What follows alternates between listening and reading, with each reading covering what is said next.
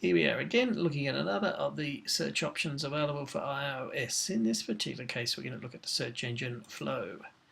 When we open up Phlo, we can see that down the right hand side of our screen here, we've got a range of different search options that are available to us, some of which will be familiar to us and others totally unfamiliar.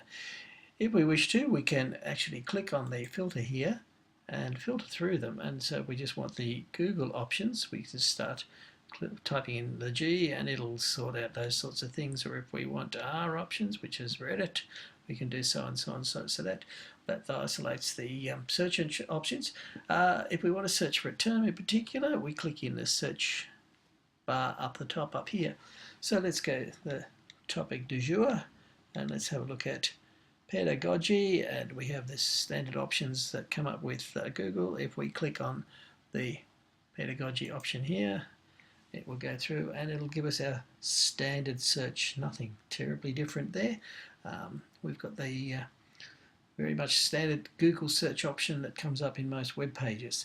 It is different though to the Google search tool option, and of course we've got the option over here. We've got the more option there to choose other things, and of course we've got the search tools that lots of us don't really know too much about or use, but you know, we have the option here with times and things, and to look for various bits and pieces. And of course, if we click on the various different options here with the images, we've also got a range of different search tools there that we can search by.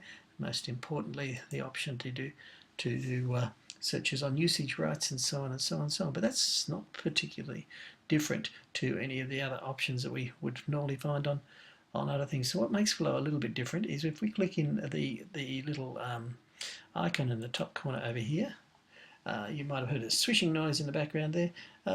This gives us a chance to refine and redefine our search. Now we could go for Google Images, so if we click in the Google Images option here, it will bring up the Google Images option. Now, one of the things that's rather exciting in this one is that in Australia we're unable to use the Bing search option app.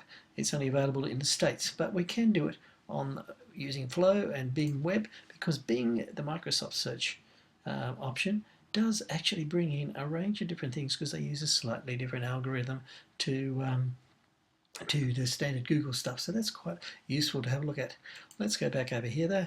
Now if we want to look for things, say in Amazon, we can click in here onto Amazon and we can find the Amazon options. So you can see here that if we do have an account, we can sign in and so on, that we can click in. So let's go over here, come down here, let's take something a little bit more interesting. Let's click on the Twitter option down there and we'll find out what happens there with searching through Twitter, and see what happens when we search through pedagogy on Twitter. And as you can see here, there's a whole range of tweets here that have got the term pedagogy in here, and we can again have the options to sign into our account and so forth. So and so on, so on, so on. We can see down here we've got a whole range of different other bits and pieces that we can go. So let's have a look at Pinterest, pedagogy on Pinterest, and I wonder what's going to come up here. Search results for Pinterest, and there we go. We've got the familiar, yes, Sama is in there, of course, and a whole range of other bits and pieces. So there we have it, Phlo. A lot of different options that are available. Oh, let's try one more before we go. Let's look into TED. Maybe there's a TED movie that's about pedagogy. Well, how about that? You wouldn't have considered that would have come up, would you? Okay. So there we go, Phlo, a really interesting search engine. And one other thing that you can do with Phlo too is if you click on the eye icon, it will bring up the icon there, and you can see that you can actually synchronize this through a range of different devices and so forth, and you can also clear out the search history here, which we can do there, and that clears out all of our searches and so forth. So it's particularly useful if you're working on a machine that multiple users are working with. So again, Phlo, an interesting search engine option that will search multiple search spaces in the one spot.